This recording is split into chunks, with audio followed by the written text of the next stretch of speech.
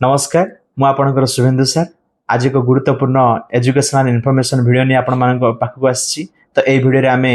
बही त्रुटि मुख्यमंत्री कौन कार्यानुष्ठान एवं इलेक्ट्रिक व्हीकल जो एडवांस मिलूला तार भविष्य कौन एवं विद्यालय मॉनिटरिंग करने पुणी निर्देश आसी से विषय आम निश्चित भाव में जाना। तो सर्वप्रथम आपण मोबाइल रे आपण स्क्रीन रे गोटे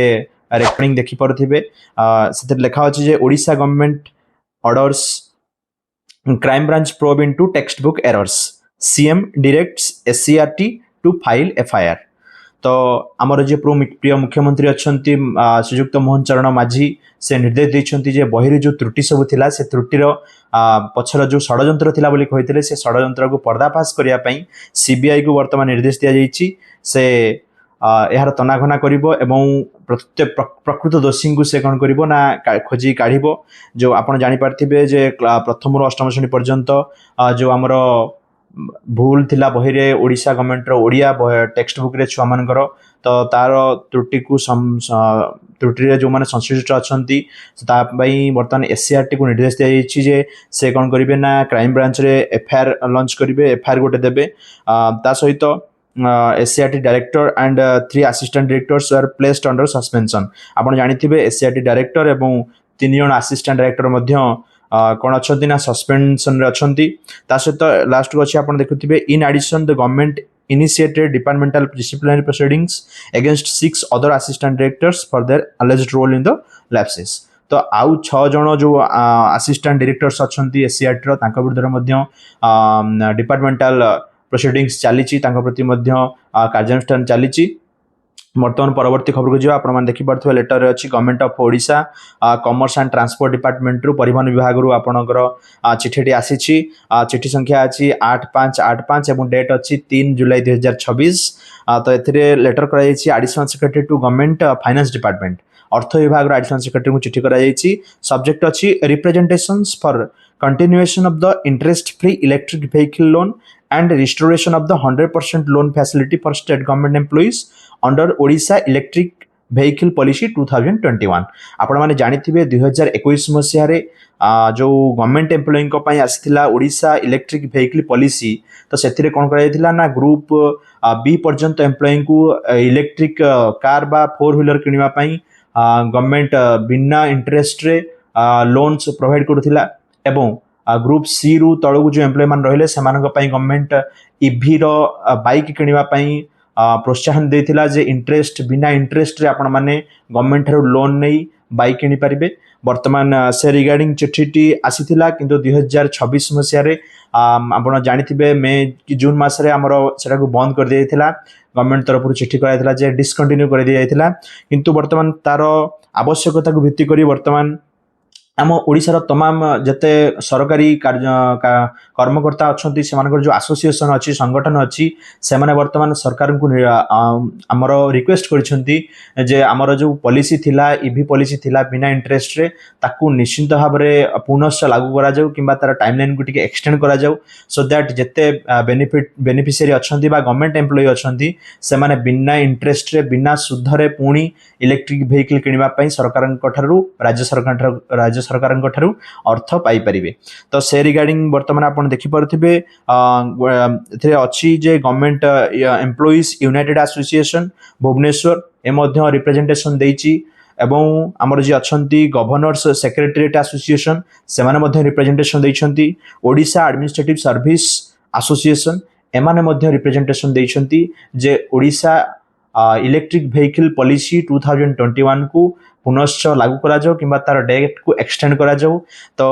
एथरे लास्ट रे आपण देखि पारथिबे the action taken report on the representation received from the governor's secretariat may kindly be furnished to the governor's secretariat under intimation to this department। Governor secretariat को अर्थ विभाग को निर्देश दिया जाइछि जे आपण या पर विचार विमर्श करंतु एवं एहा को जदि पुनश्च लागू करा जिवो तबे से रिगार्डिंग की लागू करा न जिवो जहां भी आपण निष्पत्ति नउछंती हमरो हमकु सरकार को अवगत कराइबा सहित गवर्नर सेक्रेटरीएट को मध्य आपण अवगत कराइबे। तो आशा करूछु जे पुनश्च एई भली स्कीम सरकार हमरो गवर्नमेंट एम्प्लॉई को पई दियंतु एहा निश्चित सेमानक पई बहुत लाभदायक। तो आशा करुच्ची निश्चित भाव पुनश्च इभि भेहिकल एक्ट बा पॉलिसी 2021 कंटिन्यू कर समस्ते सरकारी कर्मचारी बिना सुधरे वर्तमान कार एवं बाइक पाई सरकार लोन नहीं पारे। तो आउ गोटे चिठी आप देखिपे Odisha school education programme authority तरफ आसी ओसेपा तरफ लेटर नंबर 7627 MIS/26। तो एथरे डेट अच्छी 10/7/2026 मसीह।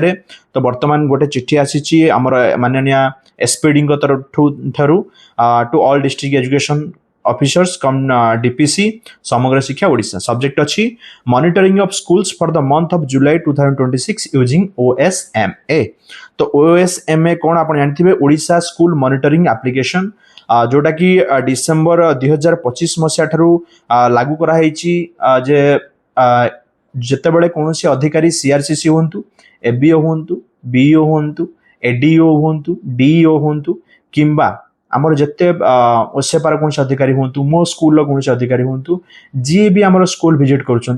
गोटे पारामीटर दी जे OSMA एप्लिकेशन गोटे अच्छी से एप्लिकेशन रे जो पारामीटर गुड़िक अच्छी जो जिनस गुड़िक स्कूल तदारख करने आवश्यक तो सरकार तरफ से निर्देश गुड़िक तादर अच्छी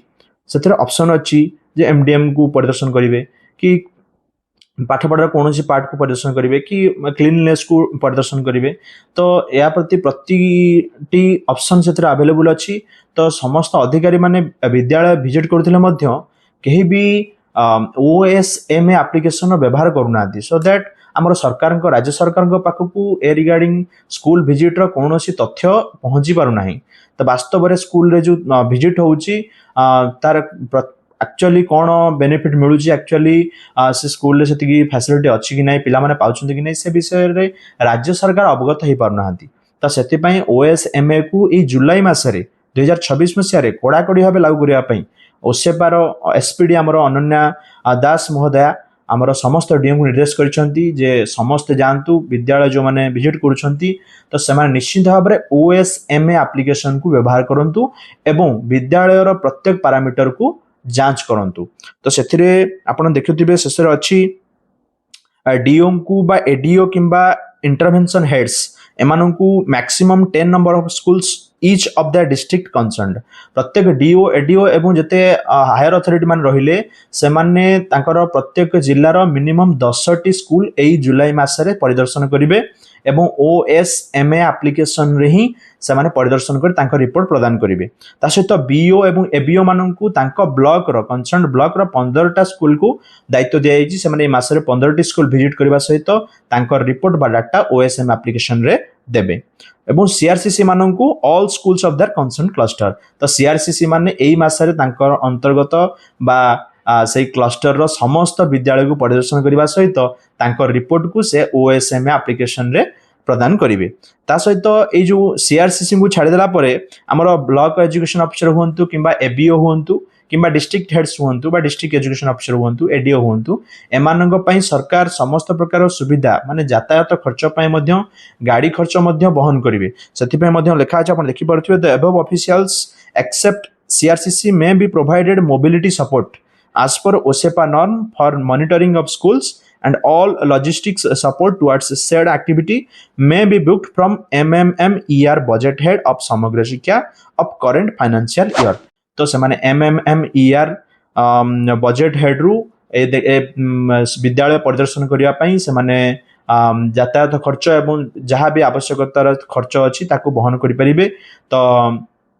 यही सुविधा केवल BO DO एवं समस्त हेड अच्छी किंतु CRCC माने कौन आर्थिक सहायता नहीं। तो मु आशा करुच्ची आपण मैंने निश्चित भाव में आज यही वीडियो रे बहुत गुरुत्वपूर्ण इनफॉरमेशन पाई पार्थिबे। अब जदि आपन को आम चैनल रो वीडियो भल लागुची तबे निश्चित भाव में आम चैनल को लाइक करंतु एवं वीडियो को शेयर करंतु एवं चैनल को सब्सक्राइब करंतु। धन्यवाद।